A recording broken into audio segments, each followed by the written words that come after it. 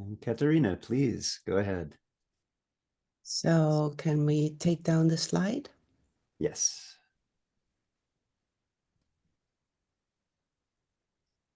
Hello and good afternoon. I'm very honored to be here with you. And I'm very happy that so many of us show up. We have a lovely cast to listen to. And I'm very happy to announce Jamie Bristow. Please, if you would spotlight Jamie, Ted. Jamie Bristow will be our moderator today, introducing the various speakers. And a very close connection with the theme today is the reconnection report. The report that, for me, for the first time, brought together inner and outer development and how climate and awareness of nature could be fostered by mindfulness. Meanwhile, you have completed more than 8 years of the Mindfulness Initiative. You were very much active with the policy and the parliament in the UK. And Jamie has switched, I think, in 2023 to the inner development goals, leading their policy advisory writer. And I really love to read everything you write. And today we also benefit from another quality you have, your qualities and your skills in communication, which looks like it was in a past life, but you brought it to the table nevertheless yet. So thank you very much for moderating today's interaction. We have quite a few speakers, so I will not take too much time on introduction and leave the floor to you. Thank you for being here. Thank you so much, Katerina. What a lovely and gracious introduction. And a big welcome to everyone who's joining us today, either live or watching the recording. Thank you for spending your precious time on this very important issue. Yes, so I'll be hosting the panel today. I've been working in and around the subject of climate and mindfulness for 15 years. And over that time, I'm thrilled that it's getting more and more attention and that we're able to focus on it today. The aim of this particular event is to review the evidence for how mindfulness supports sustainability and to offer some means for nurturing and developing your own resilience. We'll be showcasing some of the mindfulness-based methods for fostering climate action that are available. We have three fantastic innovators to tell you about their work. We'll be suggesting some practical tools for mindfulness teachers to bring more of earth awareness to life for students and practitioners. And more generally, I suppose we're hoping to facilitate the mindfulness field to meet this growing demand for inner-outer transformation approaches that we're starting to see develop. Before I'll outline the structure of the session, I just want to say that myself and other speakers today would like to acknowledge the limits of today's panel of presenters with respect to racial and ethnic diversity. We have two follow-up sessions planned. In these sessions, and more broadly going forward, we will feature the voices of those colleagues from cultures, races, and locations that have been historically marginalized or silenced. But for today, the first hour will be an opening practice with our honored guest, John Kabat-Zinn. We'll then be hearing about the evidence of mindfulness and sustainability from Christine Vamsler. We'll have our three examples from Margaret, Bruce, and Liana. And in the second hour, we'll have a slightly more interactive segment with breakout sessions, some reflections on what he's heard from John. We'll have about 20 minutes of Q&A before a closing mindfulness practice together.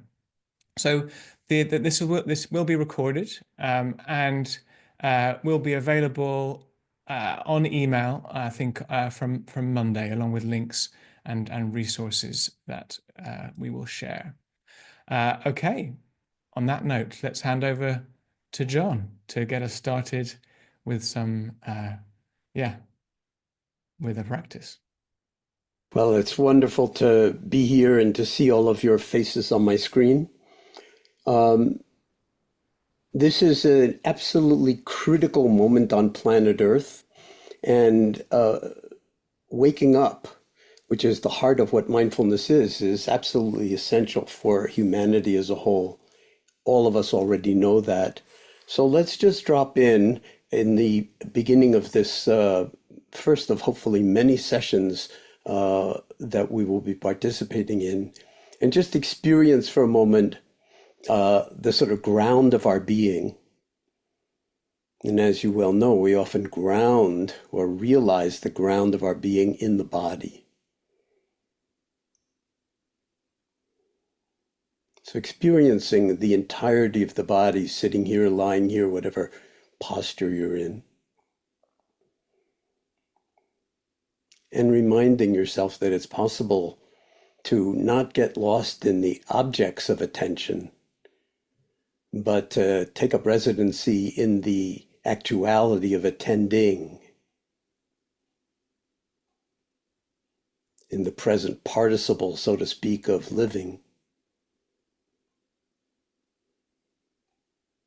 And then letting this become your home in the same way that planet Earth is our home. So we default to or come home to really the boundless spaciousness of awareness, which in my vocabulary is absolutely synonymous with the word mindfulness that we use.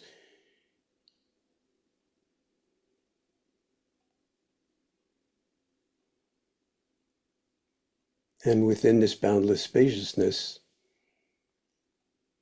letting your heart come in touch with the fact that we've gathered here for some major, larger purpose at a moment when the body of that sustains all of our bodies, the body of the planet itself, is being increasingly dysregulated by our greed, by our industriousness, by our delusion or pollution. And that we're realizing that for the first time on planet Earth, realizing that we've given our own mother planet a fever. And so without getting lost in thought, just dropping into your own heart. And the deeper intentionality that brings you here to participate in an ongoing collaboration. That's at its deepest and best, a radical act of sanity and a radical act of love.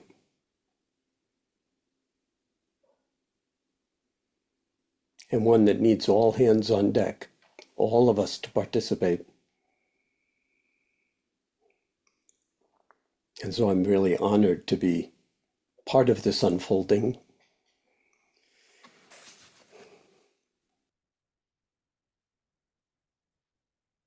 This Mindfulness World Community, as we're calling it.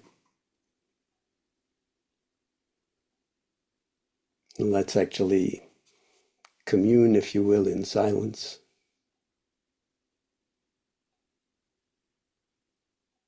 Right here. Right now.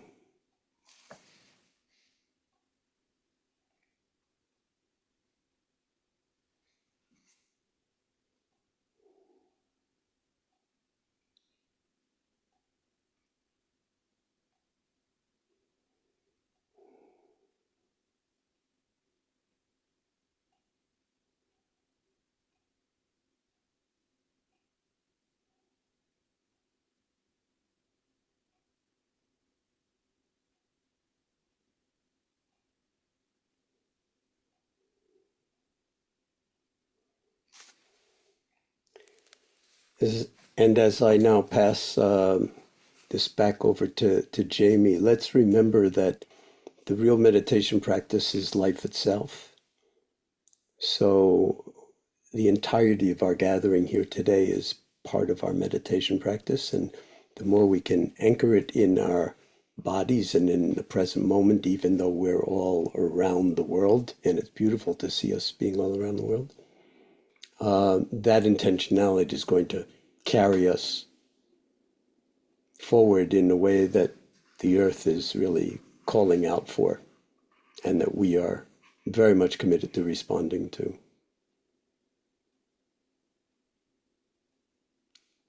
So over to you, Jamie. Thank you. Thank you, John. And it's now my great pleasure to introduce a friend and colleague of mine, the co-author of the report that Katharina mentioned. In fact, co-author of many things we've done together, Professor Christine Wamsler. So Christine is Professor of Sustainability Science at Lund University and the Director of the Contemplative Sustainable Futures Programme.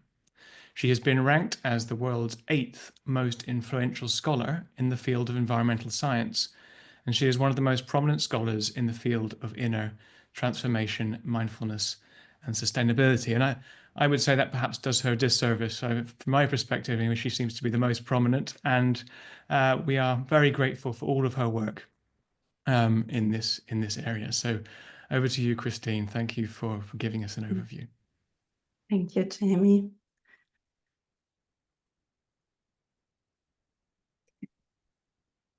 I hope that you can see my slide. Okay.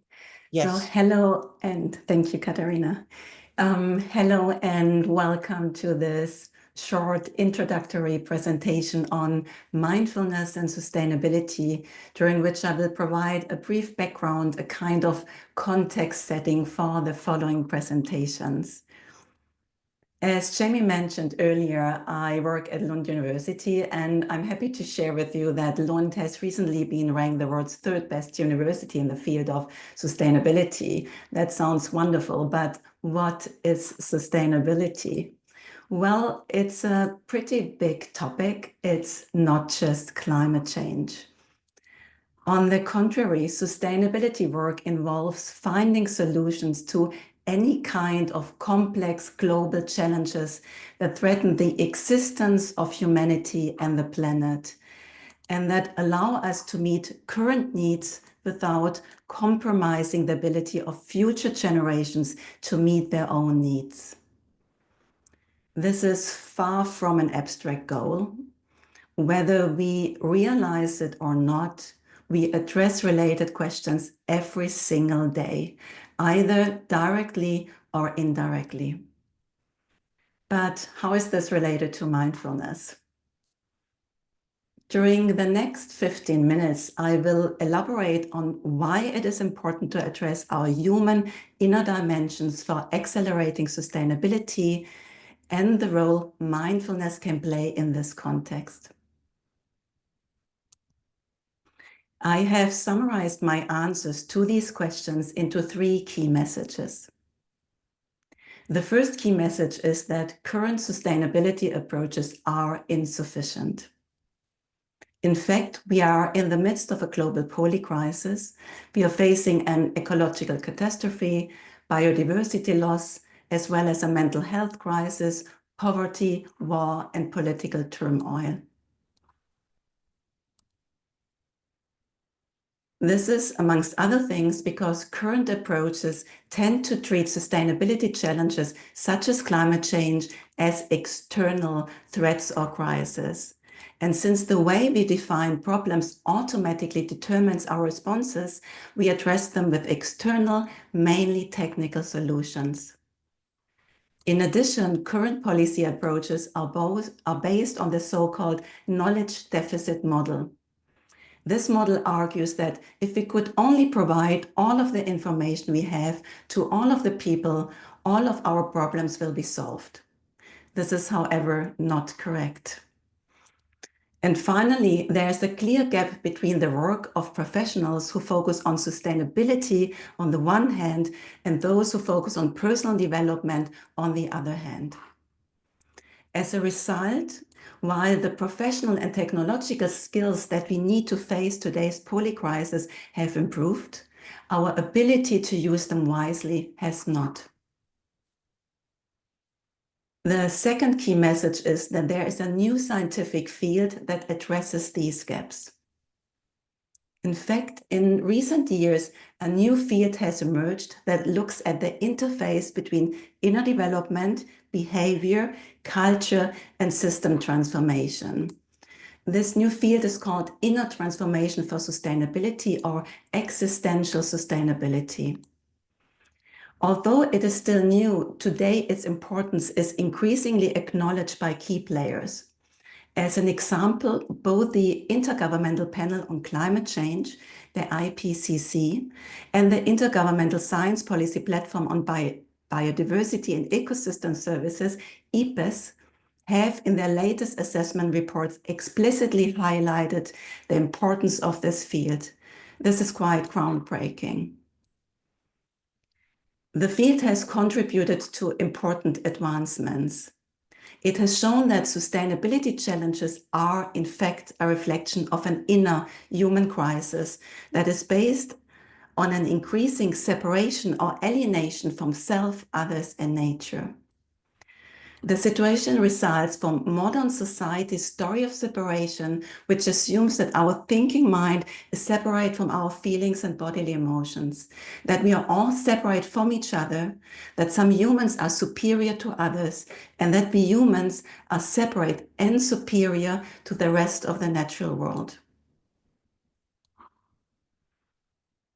Related research has also shown that human inner dimensions, which include our individual and collective beliefs, values, worldviews, and associated inner capacities, are deep leverage points for change. And finally, studies in the field have identified how to address inner dimensions across individual, collective, and system levels in an integrated way. On this basis, the third key message is that there is growing scientific evidence for the importance of mindfulness for sustainability across scales. If we trace the roots of today's sustainability crisis through a culturally entrenched story of separation, as I explained before, we can clearly see the potential role of mindfulness, because nurturing mindfulness entails an exploration and shift in how we relate to ourselves, others, and the world at large in more reflective, compassionate, and responsible ways. Instead of relentlessly and increasingly exhausting and exploiting ourselves, others, and the planet, as we do now, mindfulness can move us towards a more caring and sustainable society. Both the IPCC and the IPBES reports that I mentioned earlier also make reference to the potential role of mindfulness to support transformation. It is not a panacea, but through shifting towards more relational being, thinking, and acting across multiple scales, it can support transformation. More specifically, our research shows that mindfulness can nurture more sustainable paradigms and cultures by addressing the root causes of today's polycrisis. It can also increase our resilience by better dealing with challenging experiences and emotions. And it can help overcome certain habits of mind and biases that lead to short-term or polarized behavior and decision-making, and instead foster engagement and systemic policy integration for sustainability. In other words, mindfulness can serve as an essential foundation for shifting the paradigms, emotions, behaviors, and systems that drive sustainability challenges, and at the same time nurture so-called transformative capacities such as agency, joy, hope, and compassion that increase active engagement. Mindfulness has thus the potential to leverage a kind of resistance to the mainstream. Plus, it provides a foundation for sustained action towards sustainability. During the past decade at Lund University, we have analyzed the mindfulness sustainability nexus from many different angles. And there has been a general increase in related research, as can be seen here, covering issues of climate change mitigation, climate change adaptation, consumption, well-being, and nature-based approaches. This work has also led to the development of specific models and frameworks that might be relevant to you if you have joined us today with the hope of better understanding and integrating mindfulness and sustainability into your own work. Here you can see one example of such a model, which was developed based on both a systematic literature review and empirical research. The model illustrates that mindfulness supports what we call triple well-being, that is personal, collective, and planetary well-being. And the model illustrates that mindfulness supports this triple well-being, and it shows the key aspects that relate to these three levels across, to all of these different three levels, such as the influence of mindfulness on our physical health, behavioral regulation, the activation of core values, human-nature connection, and socio-political activism. And the model indicates that there is what we call a sustainability continuum, that is a link between our inner and outer ecology.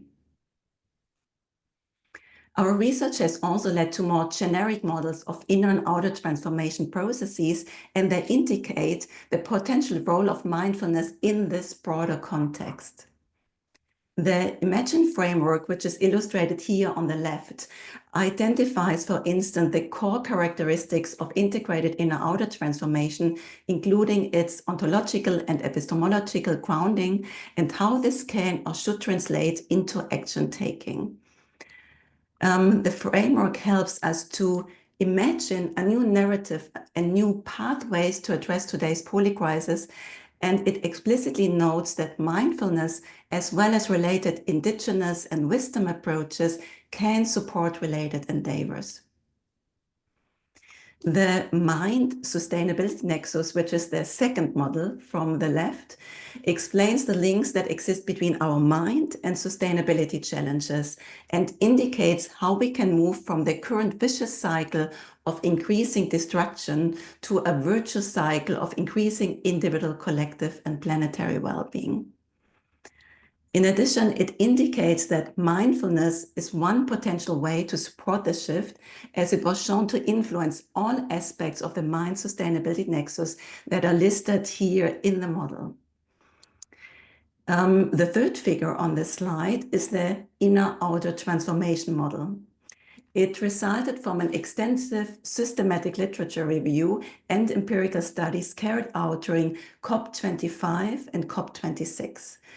It explains in more detail how inner and outer change processes are interconnected and how well-being and well-doing are interlinked. It identifies 5 clusters of transformative capacities that can support sustainability and that can be seen as a kind of scientific counterpart to the so-called Inner Development Goals framework.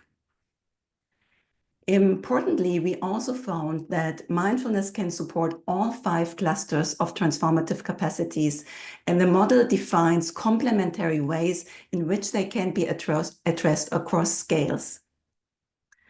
Finally, there is the education tree for inner-outer transformation, and which you can see here a bit better.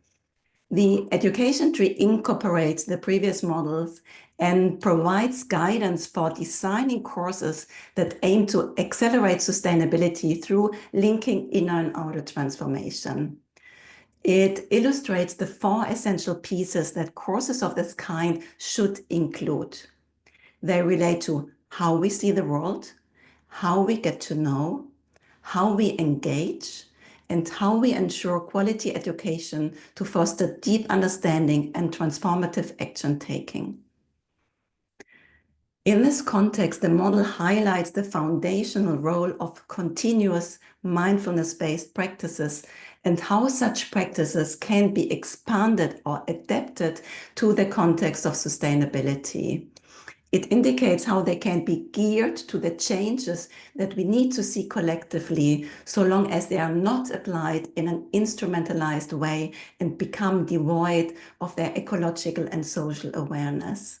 So if you plan to implement any kind of mindfulness leadership or capacity development programs for sustainability, be sure to check it out. The education tree resulted from many years of research and the assessment of courses that aim to accelerate sustainability. Over the past 10 years, we have been closely involved in investigating and co-developing mindfulness-related courses to better understand associated processes and impacts, and how to best expand or adapt related methods and curricula to the context of sustainability. So these courses have been implemented by different actors. There are courses that we at Lund University offer. Then there are courses offered by non-profit organizations such as Mindfulness-Based Sustainable Transformation and ECO-AWARENESS, which will be presented later.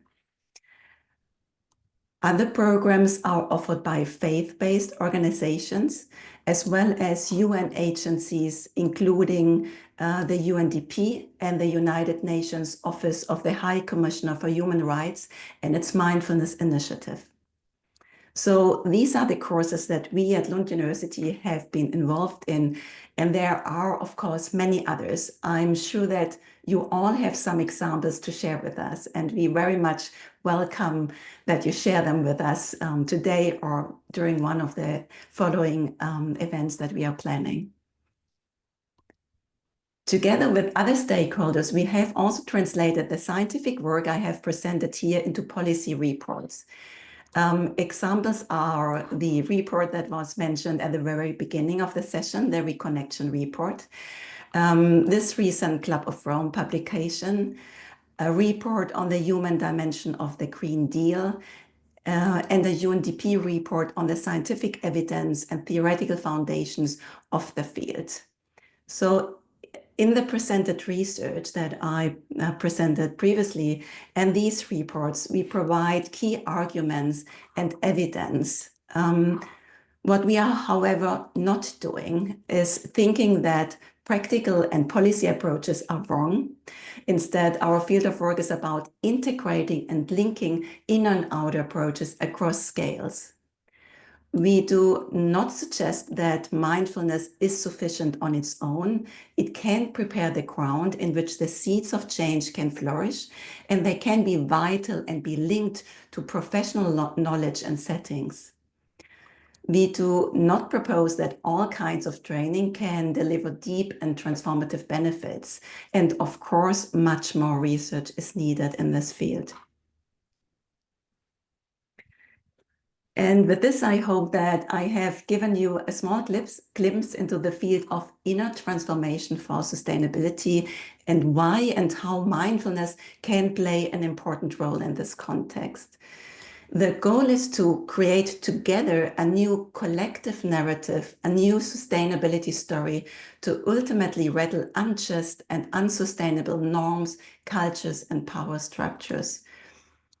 It is not about trying to fix or change other people's beliefs, values, or worldviews, which would only reinforce the polarizing, blaming, fix it and fix others mentality that underlies current unsustainable paradigms.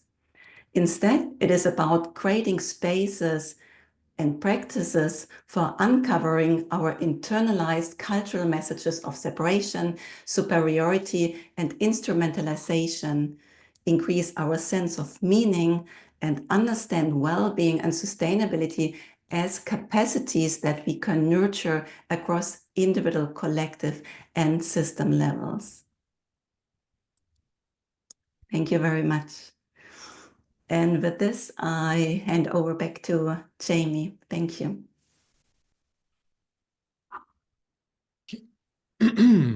Thank you so much, Christine. Such rich input there. Lots of clapping gestures being offered from our participants.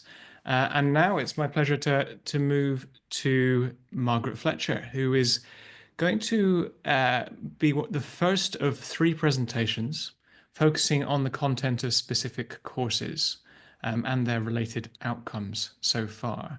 I believe your course was already mentioned by Christine.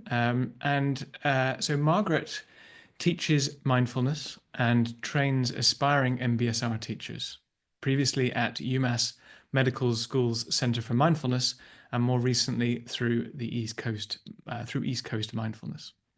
She originated the MBSR and MBCT ECO-AWARENESS workshop for teachers who feel the call to invite the earth into their own practice and into their classroom. And I want to say thank you to Margaret for doing a lot of the heavy lifting and the vision for this session. So we are here in large part because of her efforts. Yeah, over to you, Margaret. Thank you so much, Jamie. I'll start my timer. I want to make sure to stay on time with all of this.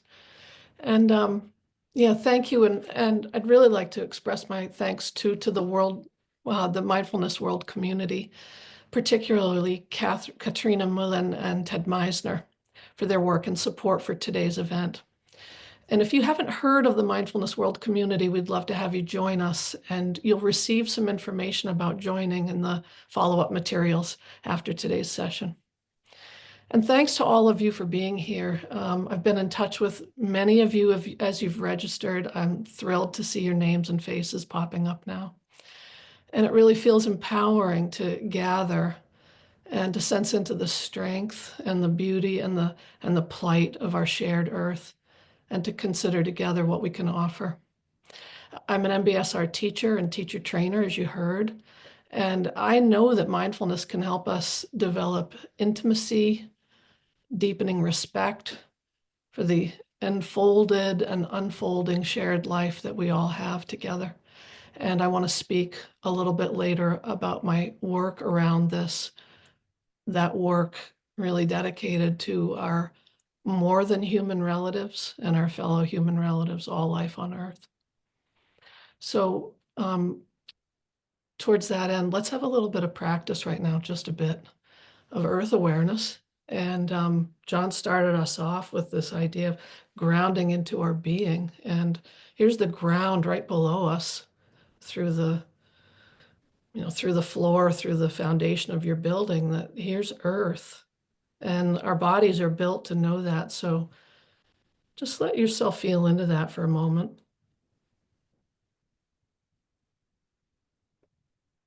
And the sensations of the exchange of earth in, earth out, the environment, the air we're breathing.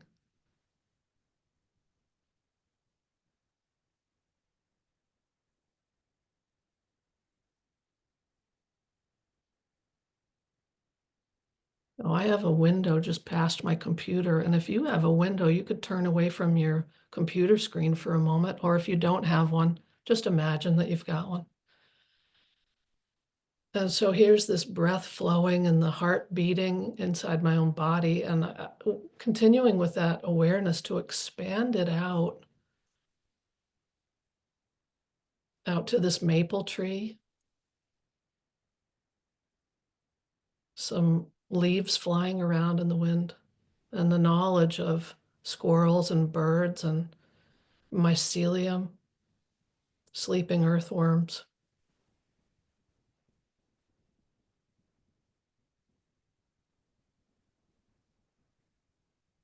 And maybe you could just let the idea of walls dissolve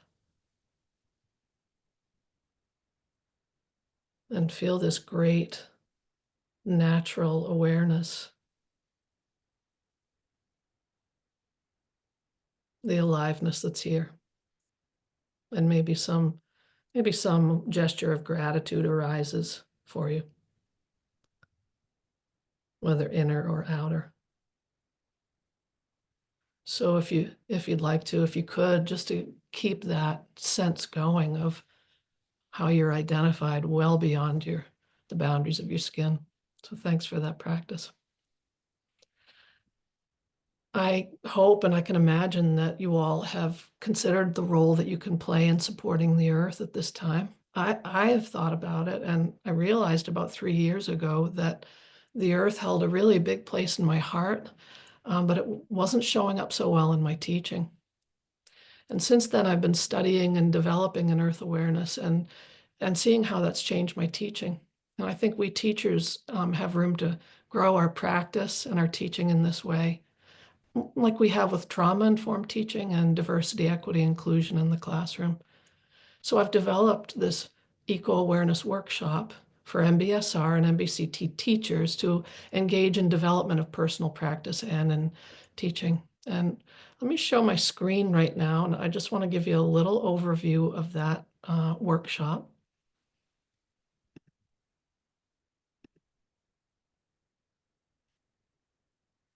So I've mentioned the main aim and the audience. It's a fairly short workshop. It's 6 2-hour online sessions. The first one's a little longer so we can get to know each other. And with small groups, 6 to 14 teachers. And what we have is an opportunity to study a little bit ahead. There's some materials, preparation materials, readings, recorded practices, and just recorded learnings. And then we get together and reflect, we dialogue, we inquire into how am I with how things are on this earth and in my teaching. And what about this curriculum, and where could what I am practicing and developing for myself start to show up in my teaching in a way that is natural, authentic, and effective. So we practice together and learn together over 6 weeks. So you've got some links you can see here. Later on, after the program, everyone's going to receive copies of all the slides that you're seeing. So you'll see those later on. So let me just see if I can get myself to the next slide. Just a quick overview of the themes that we're covering in this workshop. Establishing community, of course, and grounding in many earth awareness practices. Wondering about how it is to be on this earth and the feelings and sensations and concerns and joys and everything that arises around earth. And then resourcing ourselves through nature connection, through earth awareness, resourcing deeply so that we're set up to then face into the difficulty and to hold space for ourselves and to consider holding a more generous space for our students. I know a lot of teachers that I've spoken to have scratched their heads about permission to do this in their classrooms. And let's just bust that right now. Like, this is really important. Yes, this is what's true right now. And we're called to include this in our teaching. We have a session that's dedicated to listening deeply to the earth, kind of retreat-like. And then finally moving into building capacity and resilience and going forward into teaching. So I want to mention the great support of the Best Family Foundation for my work, and also to support teachers who want to join in, and so that there are no barriers for affording to take the classroom. We get everybody inside, so just to know that. And that the workshops, the qualitative data from the workshops are made available to University of London, Christine's team, so that we can learn about best practices in teaching. So let me stop sharing my screen. And so this feels really important to me, this workshop, as you can imagine. And I want to say a little bit about the benefits that teachers feel when they come through it. Finding strength of voice to support students. Inviting the more than human realm into the classroom effectively. And the participants really love that. And I would say, like, the benefit for the participants for having teachers go through this, we get reports back during the workshop for those 2 teachers who are actively working, that they start to speak about the love for the earth and their concern for the earth, and so space is made for that. And for teachers, just and for students, really, it's like releasing into a kind of a wider, broader definition of who am I? You know, why am I here? And that's relaxing, but also sobering, and that all feels appropriate. So we've got 3 workshops coming up in this year, and I know more will get scheduled, and led by some wonderful experienced facilitators, Trish McGarry, Mark Dannenfelser, and Toril Livingston-Jah. So we hope that you can come and join us for one. And we're also so interested to be joined by teachers in more countries and cultures than right now the US. So if you have an Earth awareness practice, if you're an MBSR, MBCT teacher, or even teacher, trainer, or mentor, please be in touch with me if you think that might be you. So to find out more, Ted and Katrina are sharing some links, and as I said, you'll get those later after the webinar is complete. Thank you all so much for your love and compassion for this work. Thank you. Back to Jamie. Thank you. Thank you, Margaret. And let's move on now to the second of our 3 innovators. Now, please let's welcome Bruce Barrett. You there, Bruce? Can we get you spotlighted? Bruce is a family physician and vice chair of research in the Department of Family Medicine and Community Health at the University of Wisconsin-Madison. Dr. Barrett led development of Mindful ECO-AWARENESS Steps to Healthier Living, a mindfulness-based approach aimed at supporting both human health and environmental sustainability. A big welcome to you, Bruce. You have the floor. Thank you, Jamie. Thank you, Margaret, John, Christine, Ted, Leon, Katerina, and all of you from all around the world. This is truly a momentous day. I'm honored to be here amongst friends on a beleaguered planet with some developing tools that may help us all. I'm going to share my screen here. See if I get this right. There we go. See me okay? You're Yes. good. So when I started this work almost a decade ago, we called our program Mindful Climate Action. And that's where you can find it, our webpage. If you just search any engine, you'll find our webpage under Mindful Climate Action. The name evolved to the Mindful Eco-Wellness, Steps to Healthier Living, primarily because we either found out from others or were afraid that the words climate action might be off-putting to some people, some sectors of society, and we really want to be inclusive to everyone. So I now teach this as a group medical visit. I'm a primary care physician who practiced with patients for 25 years, and now my only clinical work is with group medical, and we've transformed this course into something that can work for people who have a variety of mental, physical, social challenges. If you want to find any of the publications on this, you can find them linked at that page or under my name in PubMed or Google Scholar or wherever. The main goal here is to increase health and happiness while decreasing carbon footprint and improving pro-environmental behaviors. That basic idea is that mindfulness practice can reduce stress, enhance awareness, and support health behaviors that also help reduce our carbon footprint and improve environmental sustainability. The underlying 2 sources of information that have driven me the most are the awareness that over half of human health is attributable to our choices, actions, behaviors, our social environment. Less than half comes from the combination of genetics, access to good health care, and the physical environment, which are extremely important, but not as important as what we do. The second and really important fact is that the vast majority of our carbon footprint comes from our choices, actions, and behaviors at the household or individual levels. We fall into the trap of blaming the other, the government, the corporation, and of course we need better laws, regulations, and practices at group levels, but it's the individual levels that drive the consumption that's wrecking habitat and increasing greenhouse gases. The first major area I think we all can work on is increasing our physical activity in ways that reduce our emissions.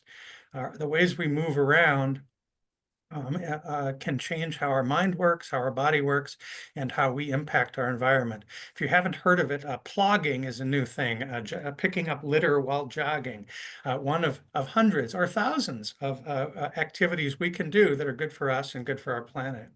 The second major category is what we consume as food, our dietary intake. And I am sure almost everyone on this webinar today is aware that the healthiest diet is also the lowest carbon footprint diet. A vegan, like my daughter, a vegetarian like myself, will on average have greenhouse gas emissions attributable to our food choices that are half of those that are meat eaters. And every step down towards the plant-based diet is a step for our health and for our planet.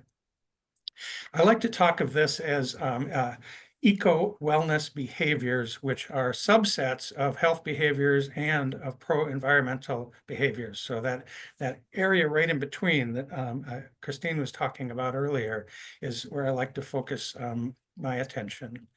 I'm talking about a scientific field of behavioral eco-wellness. There's lots of different terms, and Dr. Wansler gave you several in her talk. I'm talking about behavioral eco-wellness as the study of the choices, behaviors, and habits that promote both personal health and environmental sustainability.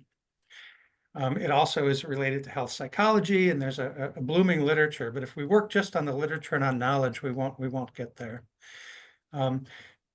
We can do mitigation and adaptation at the same time. These are not disparate things. We can be working to become more resilient while we are working to protect the planet and reduce emissions. I've usually used the trans-theoretical model or the stages of change model to explain how this might work within people. We originally started out with this. You can go from being a climate change denier to an acceptor to a supporter to an activist, but maybe you could relapse, but I don't want us to relapse. So we've created a progressive growth model where we start as a seed of awareness and gradually turn into an activist who is both living a very healthy, sustainable life and influencing others to do so.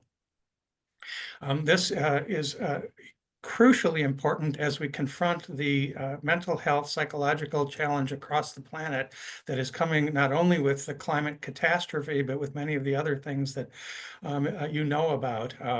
We can work together on many things at the same time, which is really the key message here. I will give a nod to John. This is his work, and my learning MBSR 15, 20 years ago got me going in this direction. And we really base our course at least in fundamentals on learning mindfulness practices. So this is the curriculum that we started with, an 8-week curriculum, 2 hours, 2.5 hours, once a week for 8 weeks. Since then, it has evolved. So the household energy and the purchasing and consumption modules we've really kind of dropped those out and put in eco-awareness, nature immersion as a module. We start out on the first week, usually, with the breath. A breath is always with you. It is an excellent tool for meditation, for transforming your own consciousness. It's also linked to air. We cannot survive without oxygen for more than 10 minutes. The greenhouse gases go into our atmosphere. We can learn about that together. So 90 minutes out of 2 hours is doing mindfulness practice. 30 minutes is watching a short video by a leading air scientist and then discussing it in group format. The second week is then water. And again, there are water meditations, and there's a lot that we need to know about the hydrological cycle and the importance of clean water for everyone. Food is the third week. We do the raisin exercise and other mindful eating practices while we watch a video about the production of food and the ramifications of how food is produced. This graph here comes from a very important study. Over 200,000 people studied for over 30 years, long enough so that a large enough proportion passed away that we're able to link their dietary patterns to their risk of mortality. For those who are on the plant-based diet, at the far right of this graph, a 20 to 30% mortality reduction. It is clearly a healthier way to live. We do the same with movement. We practice movement, mindful walking, outside if possible, but inside if we need to, with other mindful movement practices. And we learn about the carbon footprint of various forms of transportation, about how our choices of how we get from here to there matter to us and to others. The nature immersion section, I think, has been increasingly important. This really came from my reading of other people's work, and you're going to be hearing, you have heard, and you will be hearing more today. But our connection with nature and ability to appreciate it, to work together or alone, noticing the smell of a flower or the beauty of a tree. Right now, here in Wisconsin, there are 1,000 snowflakes coming down outside my window that I can see, and I can imagine that there's 1 million of them, and every single one, I've learned, is distinct and individual, just like all of us. An amazing fact. We always end our 6 or 7 week journey into mindfulness and into nature appreciation and our own behaviors with ethics, because this is what should drive all of us. What is right and true? What is fair? What is just? How do we protect future generations? How do we help our children? How do we love our enemies? Are people who are doing things that hurt us? These are the biggest questions that we're ever confronted with. And I will end my talk with this, asking us all to think about our values and our ethics and where we can go together or with different people going forward. So thank you very much. And I think I've unshared.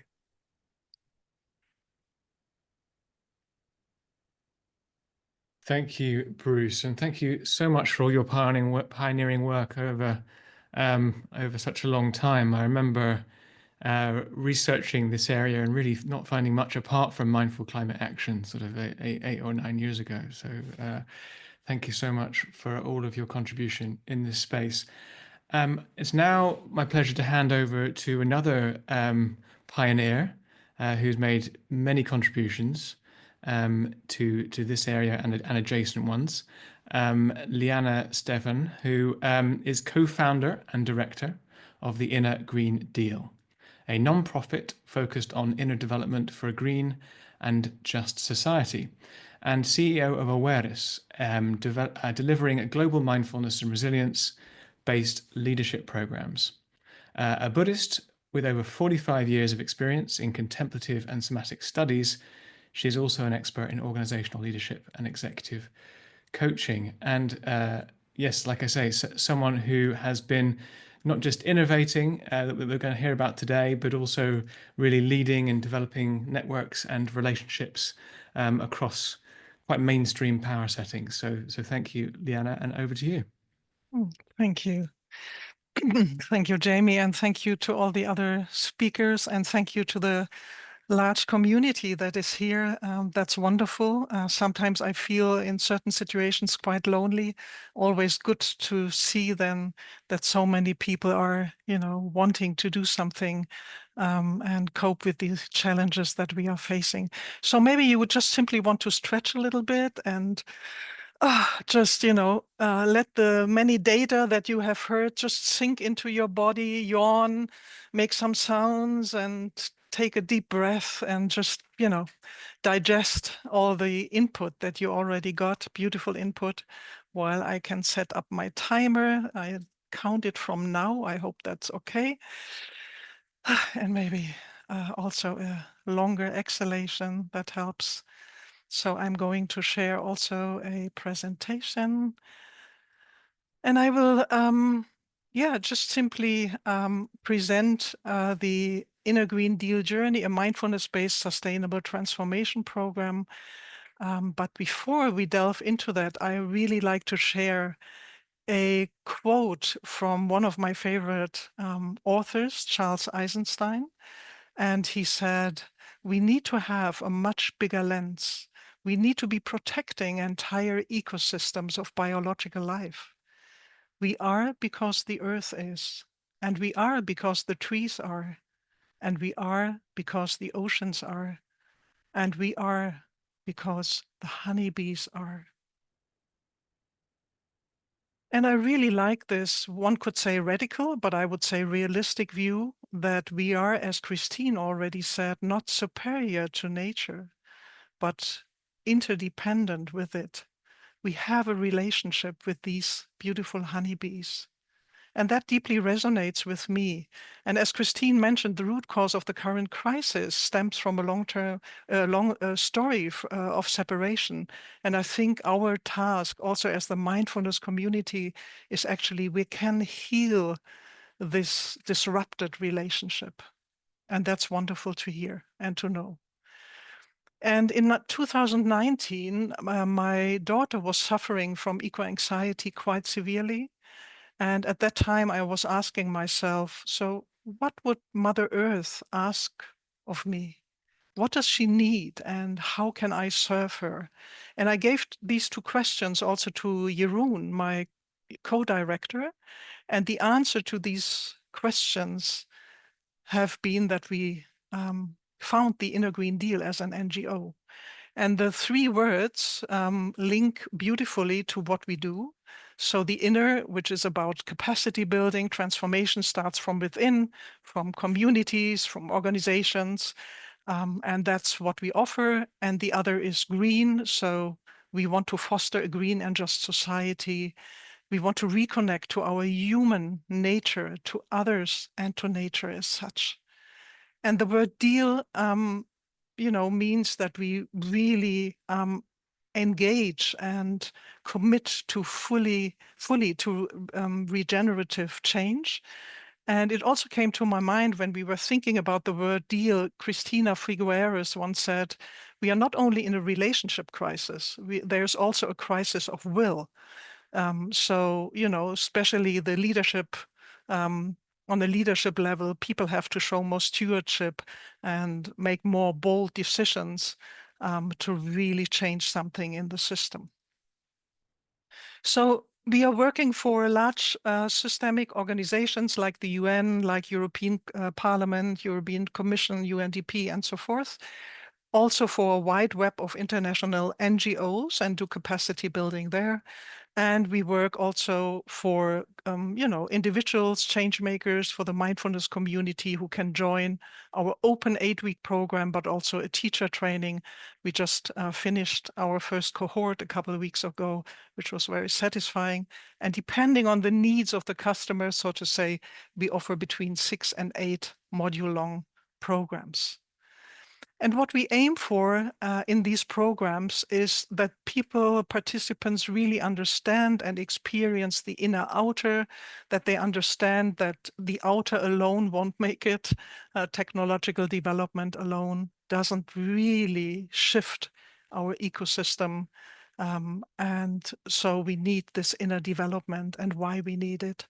And then we let people experience the reconnection to themselves, to others, and to nature, to understand that, to bring the thinking mind and the emotions and our body together again, really sensing and feeling as one.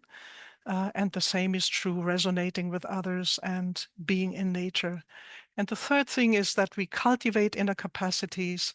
You can think about them, but to embody them, to really let them sink in and let them shine through your activities.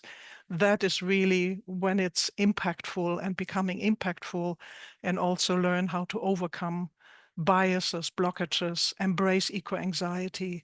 So that's what we cultivate. And then we want people to understand that we cannot alone save this world. We have to use our collective intelligence, the wisdom that we all carry inside of us, and collaborate radically to really bring good activities, meaningful activities to this world, to our ecosystems.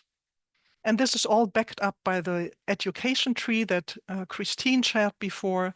How we learn, how we engage, how we ensure a certain quality, that's all interwoven into these 4 main goals of our programs. And then we use diverse methodologies. So, it's all science informed, so evidence-based, what we use in terms of habit change. Bruce just talked about, behavioral change.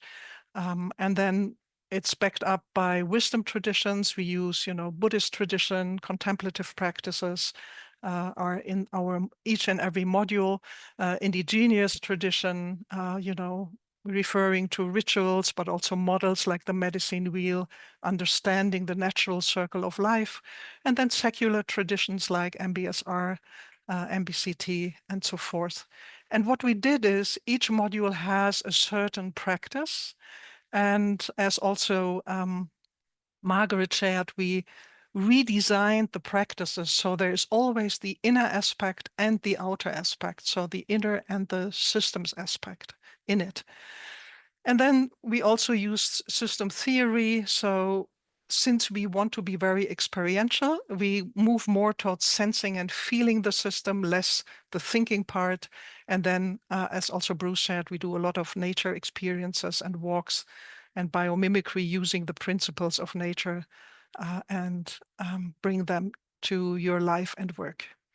So the journey itself is along the U, and we use also the framework of the inner development goals, and each and every module has all the 5 dimensions in it. So there's always a being aspect, a thinking aspect, a relating, collaborating, and acting aspect in each and every module.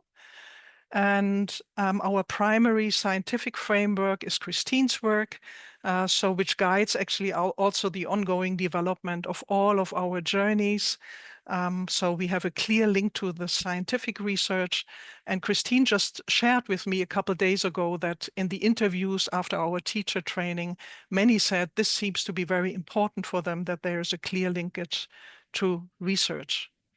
Yeah, and then we have these 4 modules. Each has a very specific practice that participants practice for 1 week before they get the next practice. Between the sessions, there's always a nature walk, which is on our app, and they are guided to do diverse, to take diverse perspective on these nature walks. And then at the end, depending on the length of the program, they also do a handprint project. So we don't focus so much on the footprint. We want to rather do something that really nourishes their future in a positive sense, and how the inner capacities can shine through and support that kind of project. And then we have, as I said, we work a lot with Christine, who helps us, and we do a lot of surveys in different ways, collect qualitative data. We do pre and post assessments, participatory observation. Christine very often, when we do a pilot, sits there and really observes the sessions. Thank you for that, Christine, again. Analyzing group discussions or having questions after each and every module and interviews. So that's how we, evaluate every session. And I stop here. I actually wanted to show some results, but I think this time is over. So thank you very much for listening, and maybe you enjoy coming to one of our Inner Green Deal journeys. Happy to meet you there. Thank you so much, Liana, and Bruce, Margaret, and Christine. You've done such a great job keeping to time. We have plenty of time for the breakout Q&A and other interactive segments now. So we will be kicking off with a breakout. Then we'll come back and hear reflections from John and then have Q&A. So our invitation for the breakout groups is to reflect on the following question, which I think is going to go into the chat as well, which is what struck you most from the presentations you've heard so far? What do you feel the implications are for you and for your world. So what struck you most? What do you feel the implications are for you and for your world? We'll be joining you in the breakout groups, and then we'll come back to hear John's thoughts. Anything further to add? Technical elves, Ted, Katharina, thumbs up. Okay, great. Let's go for it.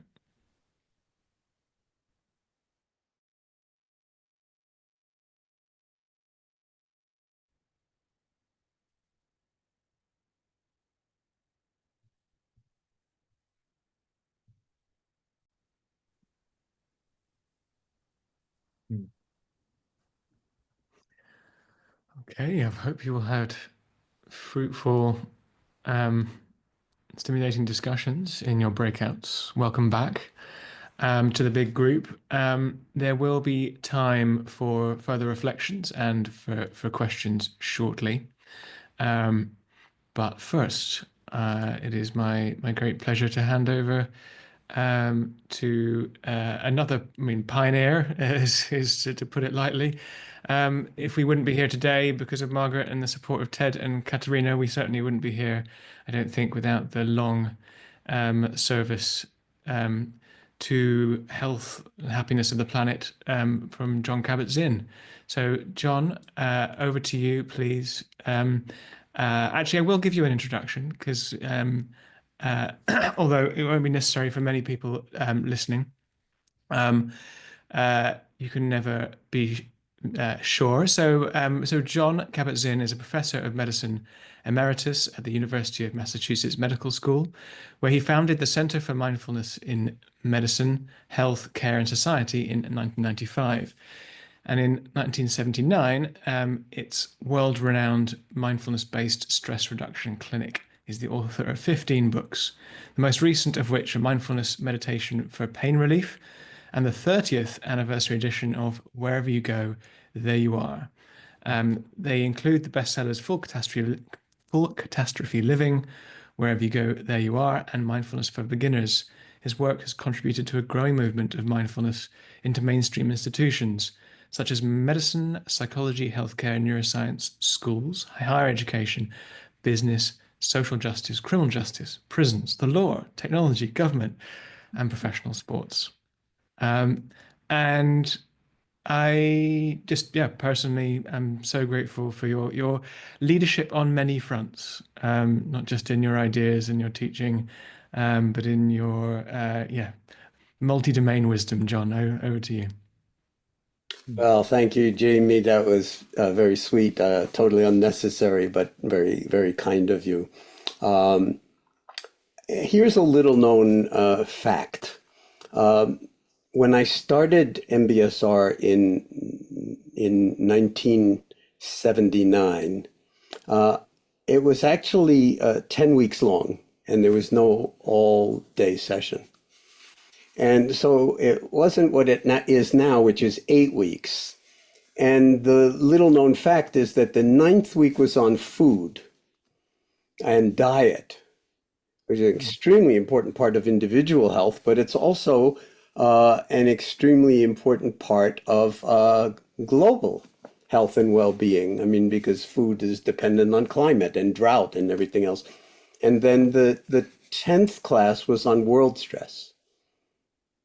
Okay, how we are in relationship to the entirety of planet Earth, our ecosystem, our home. And so it was here from the very, very beginning.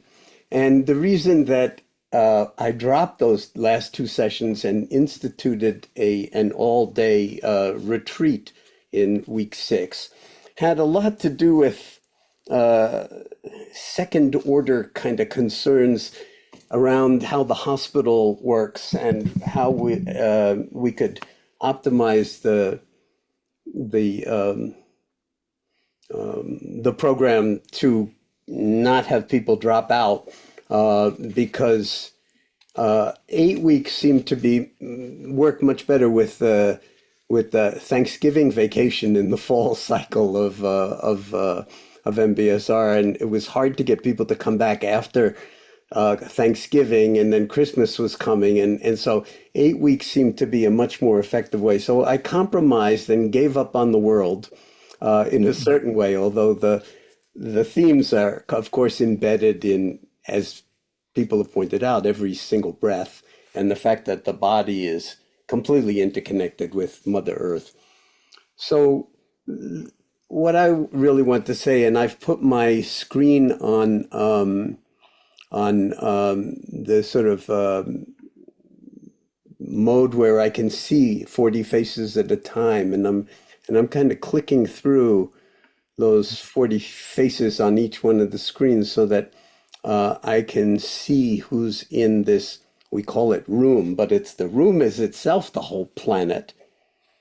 And to just drink in your faces and the beauty of what's been presented here by the four presenters. I mean, it's just been the extraordinary quality of the research and the heartfulness of the intentionality behind it and the unifying elements of it, so that it's not just about professional advancement or anything like that, but more a question of instructing us all in things that we had better learn rather quickly and then take action in whatever ways we can in the face of an undeniable runaway global warming that's affecting all aspects of climate, planetary, warming, that is creating extinctions of all kinds, along with other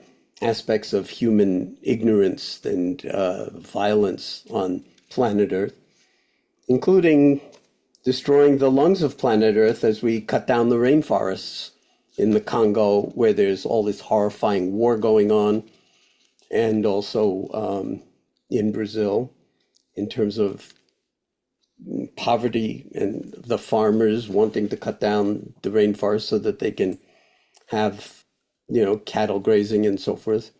So we have a big challenge in front of us, and how fantastic that is. When I first wrote Full Catastrophe Living, some of you know this story, but I'll say it because, the word catastrophe now is maybe even insufficient to think about all of the various kinds of geopolitical concerns that we're facing now, including since the election on January 20th, and the inauguration on January 20th of the new administration, that the world is absolutely on fire. And to deny it is insane, is patently insane. And to fall into othering and to create upend structures that have helped to distribute well-being throughout a society. That's what societies are for. It's for well-being of all of the members of the society and for all the other societies that we interact with. And if in fact we're driven, as seems to be happening, by complete ignorance and delusion and greed, and just rewriting, in some sense, not only the laws of human beings, but even the laws of nature, to make idiotic statements about binaries when we know that even gender and all sorts of things like the concept of race, which is just another fabrication, we're all part of the one human race. And if we don't, in some sense, wake up to this, then we are in very big trouble. As I like to say, the cockroaches will have no problem no matter what happens on planet Earth. We could have huge nuclear wars and the cockroaches would do quite well and might actually benefit from the kind of intense radiation. But if we care about our own lives and the planet the way we have it at this moment, then we have to take responsibility in a way that transcends, right and left and Israeli and Palestinian and Russian and Ukrainian and Europeans and South Americans. And we have to realize that everybody on this planet needs peace. Everybody on this planet needs an adequate blood supply of food, of oxygen, of care, of love, of meaning, of connectedness, of sense of belonging. And that's what mindfulness has been about from the very beginning. I mean, it's a kind of recognition of our integration and our belonging in the world and the nature of our own mind, and how much, in the end, that's the critical factor in whether we fall into delusion and violence, or we fall into love and compassion and experience and realize, in the sense of making real, our true nature. 50 years ago, we never would have believed that it'd be possible to, have a communication device that would allow us to, excuse me, allow us to scan through these thumbnails on our laptops or phones and see each other in all time zones around the world. And now it's happening. We're living in a magical future where we can take responsibility for the world that we have to bring back and also move into in a way that allows every single, not just human being, but every single being on this planet, including the green ones, the plants, to live in such a way that we are in a kind of dynamical, steady state of harmony, well-being, and possibility for future generations. There may be 10,000 years or 50,000 years. We've only been here as a civilization for 10,000 years. When you think about it in terms of generations, that's only like 400 generations. Human beings have hardly gotten started, and 50,000 years ago, somehow language came around. And language is infinitely related to thought. It's not about how we wag our tongues and move our lips. Language has to do fundamentally, at least according to Chomsky and other linguists, with thought. And we have no idea what the nature of thought is. And even less, no idea about the nature of awareness, which is so much bigger than thought. And is more like the universe itself, because it's boundless. It has no center, no periphery. It's like space, but it's space that knows. So every one of us is a miraculous being, just as we treat the people who come to MBSR. And I'm looking at my clock to see how long I should go on saying these kinds of things. And I think I've come to the end of it. So I'm going to pull myself off this proverbial stage with the umbrella, but to just conclude by saying, such an honor for me personally to be here with all of you and with the incredible presenters that shared a tiny little drop of infinitely profound work that you're doing, that again is not to say, look at me or how productive I am, but to say, look at we and what might be possible if we can mobilize our deep capacity for wisdom and compassion, and recognize that even the dissipative forces, the ignorance, the greed, hatred, and delusion that we're seeing played out like nobody's business in the United States now, like in an incredible way, that it has its own intrinsic dissipative, destructive energies that will sooner or later implode. But the problem is so many millions of people are going to be harmed in between now and then. We have to do everything we can to mitigate that, but at the same time, never stop what we've been doing and the motivation that brought us here today and in future gatherings of this kind, to actually wake up as a species on planet Earth, take responsibility for what we've done since the Industrial Revolution, amazing stuff, and also the pollution and global warming that's come of it, and realize our true nature as human beings. And that's beyond any kind of ism, except the ultimate ism, which would be called, let's not even give a name to it. Let's just say silent wakefulness. So thank you, one, thank you all, and back over to you, Jamie. Thank you so much, dear John.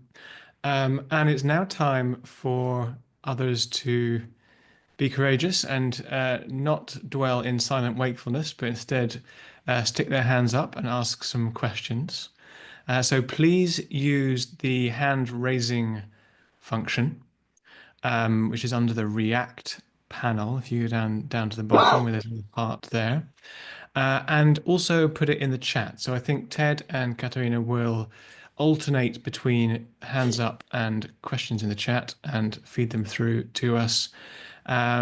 If you are unmuting and speaking, you will be recorded. So just make sure that you're happy with that.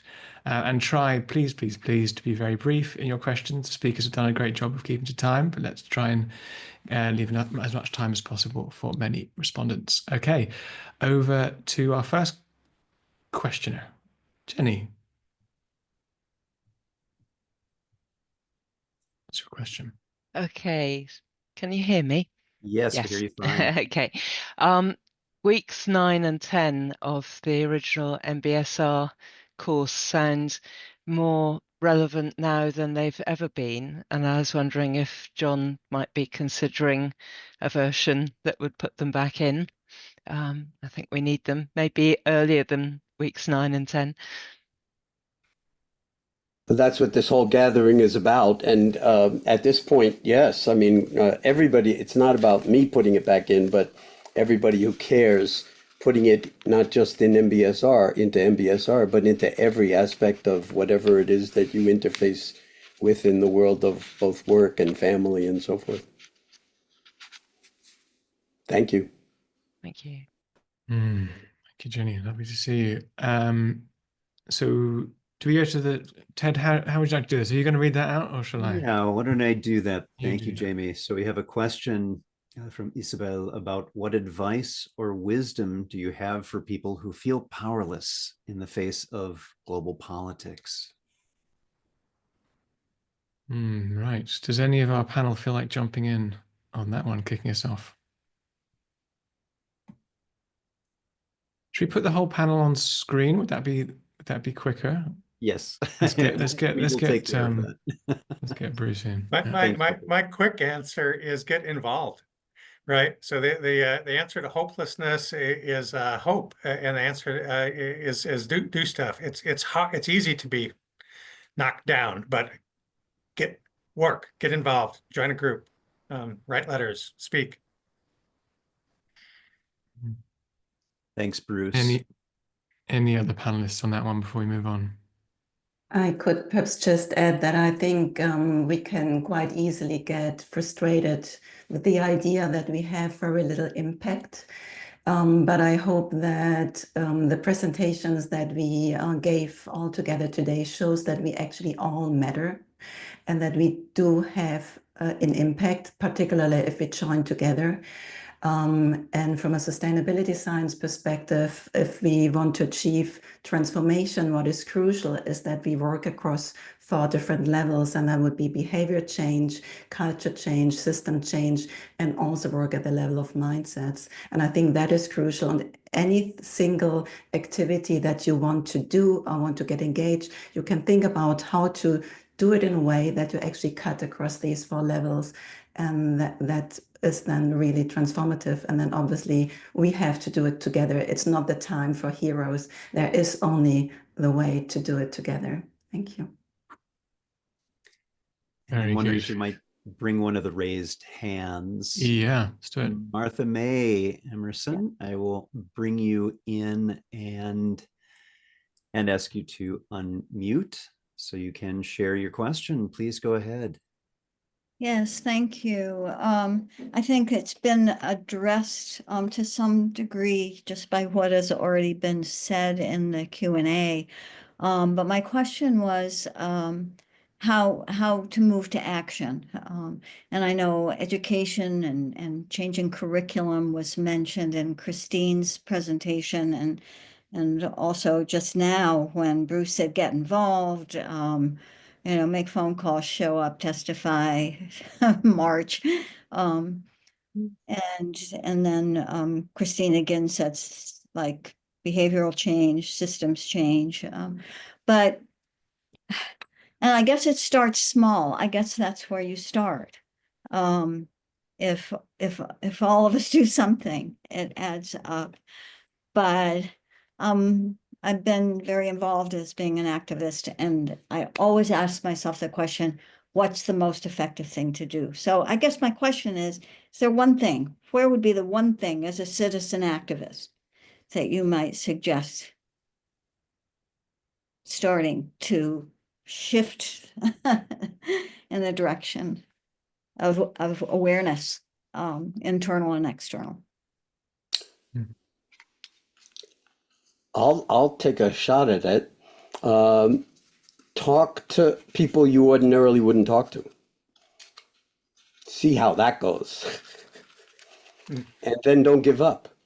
Yeah. And don't be attached to the outcome. Just stay with your love. Activism in a certain way is generated out of love. The whole meditation practice is really a love affair with the actuality of things. So start small, don't be attached to the outcome, and never stop.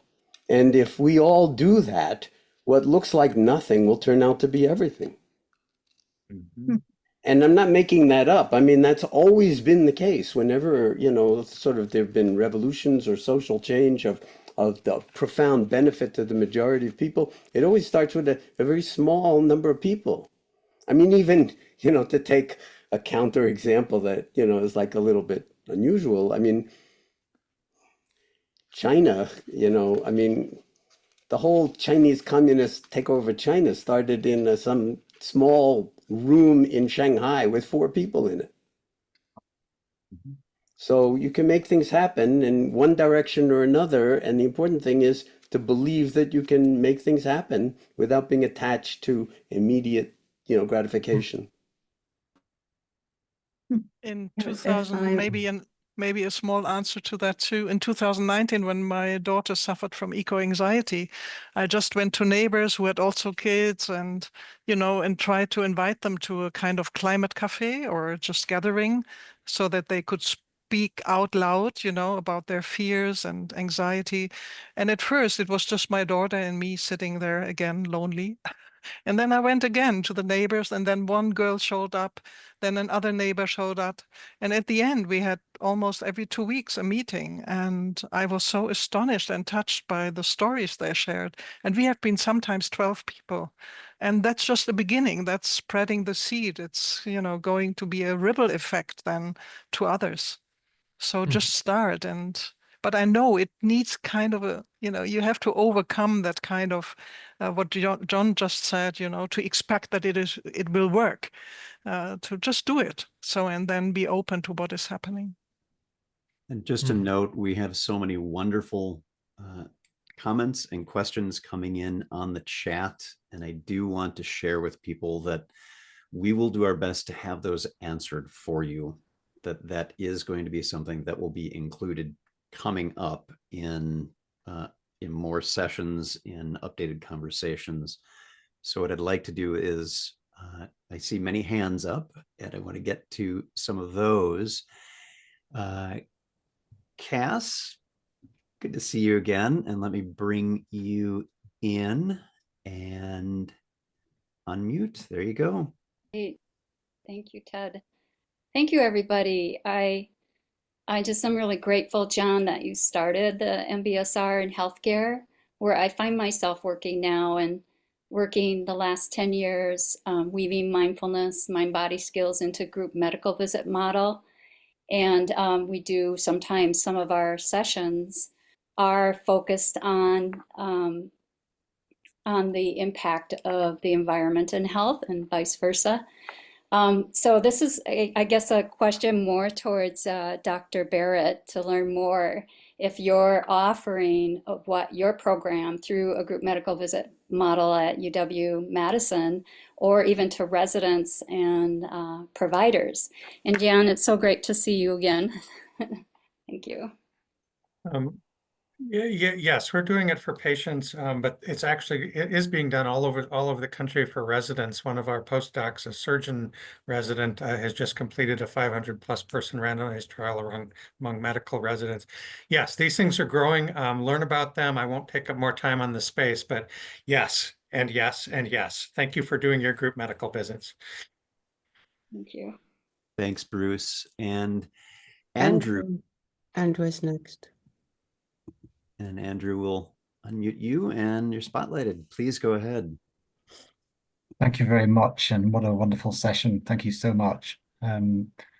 My question is, and I suppose I think, John, you've generally suggested, certainly in some of the books of yours that I've read, that you should resist the temptation to evangelize about mindfulness or push mindfulness to those that are not showing an interest.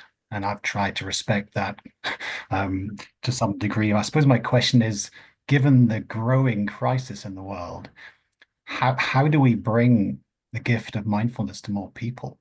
I continue to struggle with that question, and I'd be really grateful for any comments the panel has.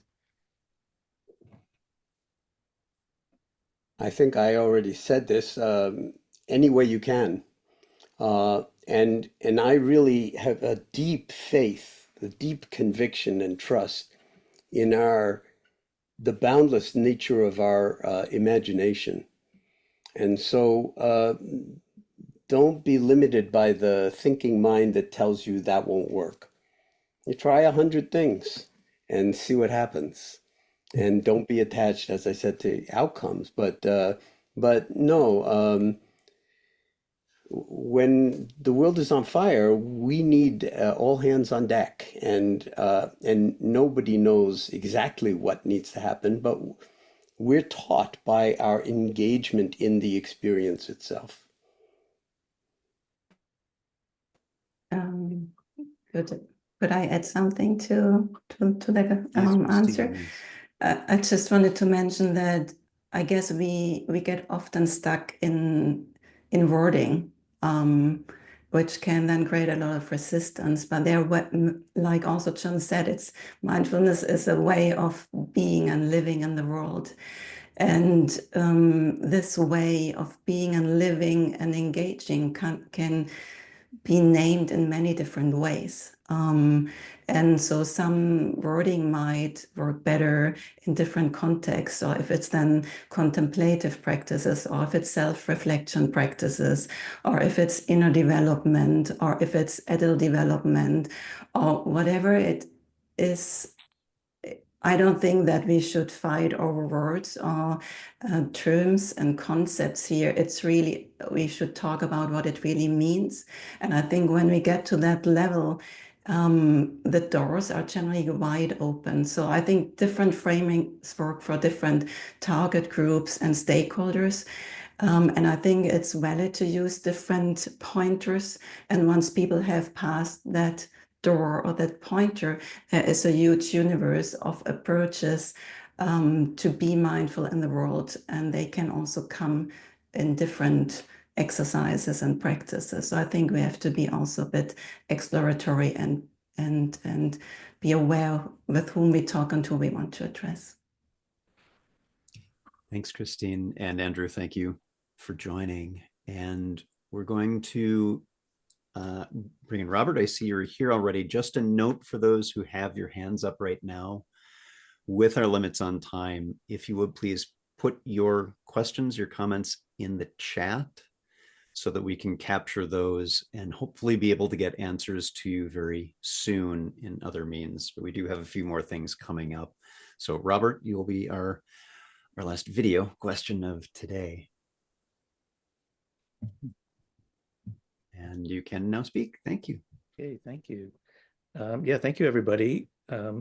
Inspired by the original instructions for mindfulness, sitting under a tree and being out in nature is I think is such a great way to teach. And maybe that's even a good, if anyone has the opportunity to teach their MBSR classes outside, if nothing else, just to be outside makes a big difference. So I have a question Bruce, I think you had mentioned something about teaching ethics, and I was curious for any of the folks developing courses or courses developed, if there's including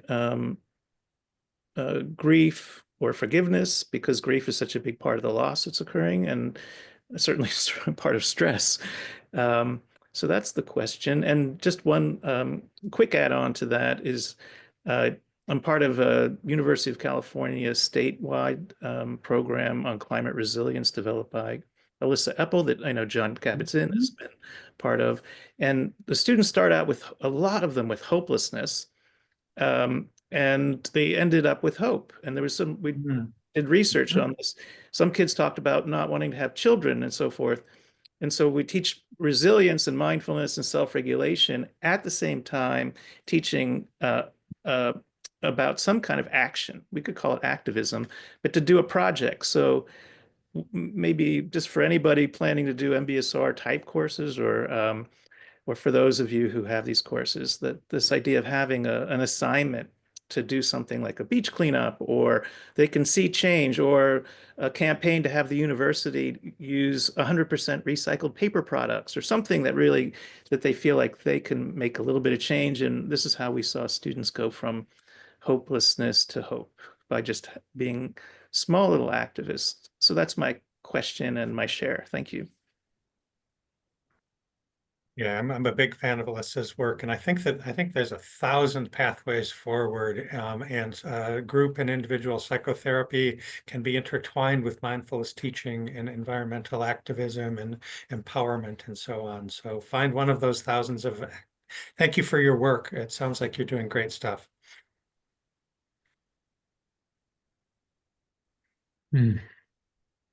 So we're coming to time. I would like to propose a slight change to our program. John was going to do a practice now. I think and then I was going to give a couple of minutes of comments. I might just slip that in now, if that's okay with the rest of the panel, because it feels appropriate, and then hand over for a practice in sort of 90 seconds or so, and we'll end there. Is anything else from the panel before we move into a closing? Yes. Thank you, Margaret, and thank you, everybody. Okay, so thank you, everybody. I feel there's a couple of things I'd like to reflect on, both mentioning the work of Joanna Macy. A number of people have mentioned her Active Hope and the work that reconnects in the chat. And I just want to acknowledge that we are also building on that work, which has been going for decades. And in fact, one of our colleagues, Sophie Sansom, is doing a direct kind of work that reconnects mindfulness hybrid, and that's one of the innovations we haven't had time to hear about today, but will potentially, I think, Margaret, be involved in future sessions. So come along to hear more about that. This work fits in a broader landscape of inner-outer transformation approaches. It isn't just mindfulness that might be struggling to get the audience it deserves. The inner has been missing from our public discourse in ways that we write about in the System Within document that was mentioned earlier. There's a section on how do we get here? Thank you, John. How do we get here? How do we get to the point where we have to argue for the fact that a whole domain of human experience and human systems has been ignored for a long time? And this, however, is changing. So just to give an end really on a note of hope, we are working with UNFCCC, with UNDP, with UNHCR, with governments. I've been working, well, until quite recently, with the White House and a number of US government agencies, where through initiatives like the Inner Development Goals, which is giving this language that can travel across different contexts, is opening up consideration of the inner in ways that it hasn't previously. And mindfulness remains, I think, the most evidence-based approach in many of these applications. I know like over a third, isn't it, of approaches, Christine, have mindfulness components or something like that in the sustainability world. And so there's a huge, I think, opportunity here where we have this decades of research and development of praxis of the hard work that teachers have been doing to develop interventions. And there's a way in which the door is swinging open for inner development approaches in general. And I think the mindfulness community needs to more confidently say that this is the leading approach or a leading approach.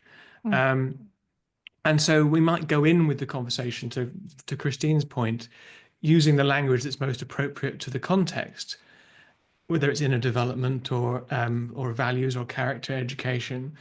But then once we're there, to be confident about the really important role that mindfulness has to play as an intervention and in its own right, but also as a kind of foundation or a lubricating factor, or however you want to say, for all the other sorts of interventions, which, whether they say it or not, are often predicated on awareness of presence, of attention regulation, and all of the things which mindfulness represents. So the conversations that we're having in these mainstream settings weren't possible, it feels, just a few years ago. In 3 or 4 years, things have really changed. And that might not be feeling like that on the ground for practitioners, but I hope that the funding and the infrastructure will come as these mainstream conversations develop. Okay, so that's what I want to leave you with. And now, yes, the kind of conceptual stuff aside, perhaps, let's go back to a practice together to close. And over to you, John.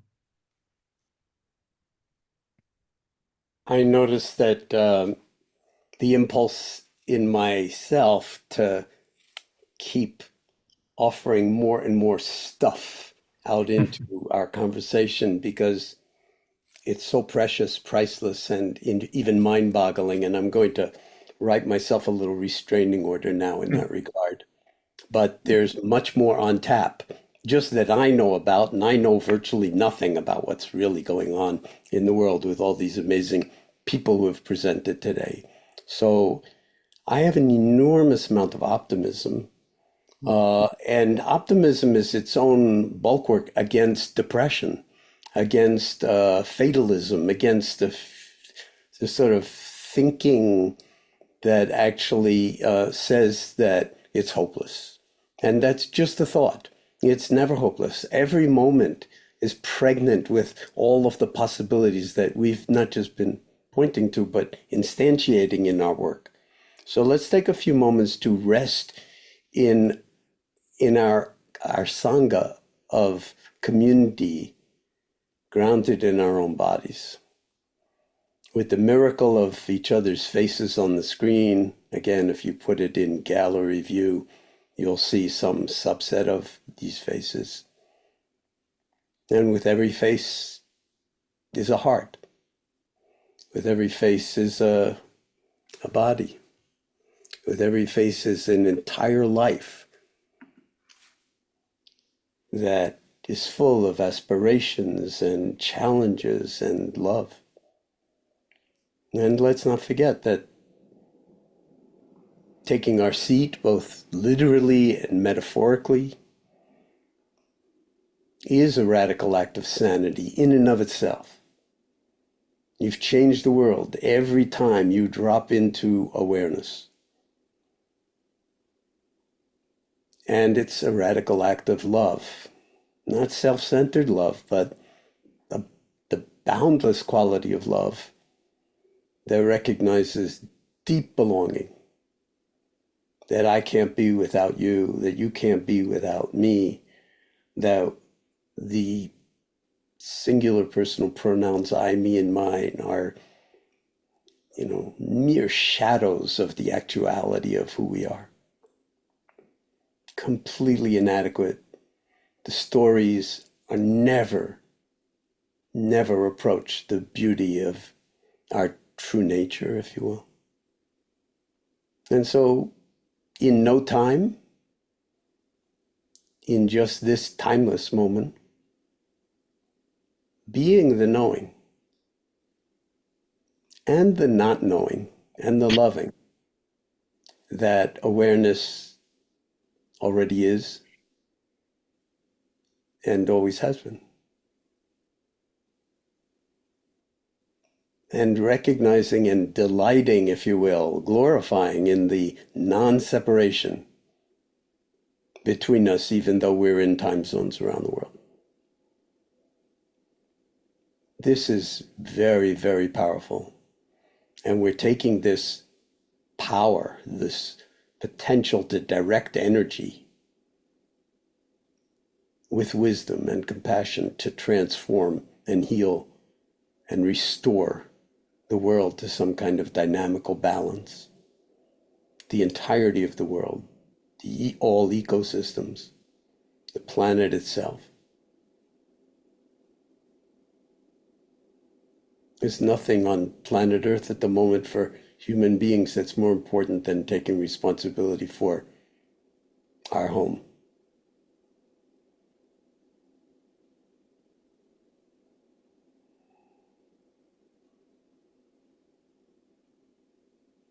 And so letting that manifest in your belly,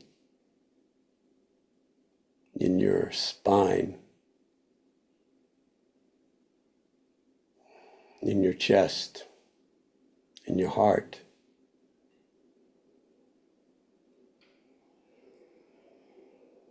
in your face, and in your feet.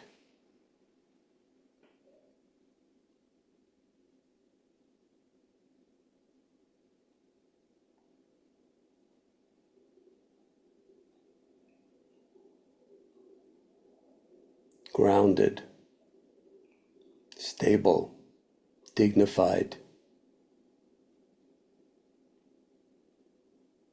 unwavering in our attention for what's most calling out for attending with love, compassion, kindness,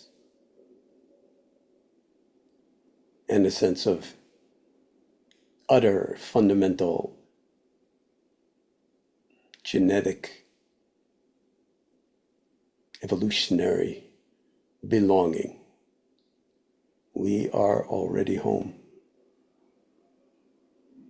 and we're home together, not alone.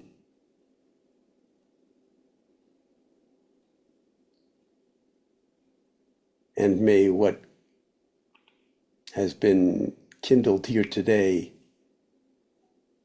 continue to nurture our efforts going forward and spread to larger and larger domains of community and interconnectedness. This is how the world changes.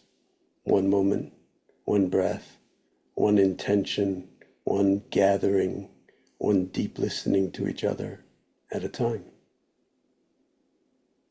Just this, sitting here, just this, being human, just this caring, just this loving, just this, just this.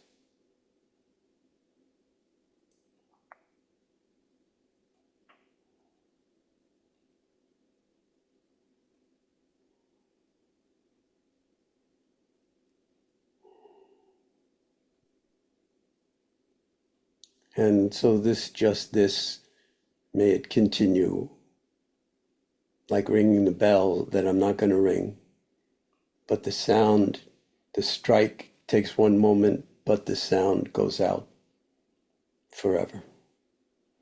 And our coming together for this period of time is 2 hours. It's just one moment, but the ramifications of this one moment are unstoppable. And we need and feed each other in this regard. And I feel tremendously nurtured, nourished by what I've heard today, by the presentations, by the work underneath those presentations, by everybody's contribution, whether you've spoken or not. So just deepest expression of gratitude, expressing that from myself and for all the organizers. And then I'm going to hand it back to Jamie at this point.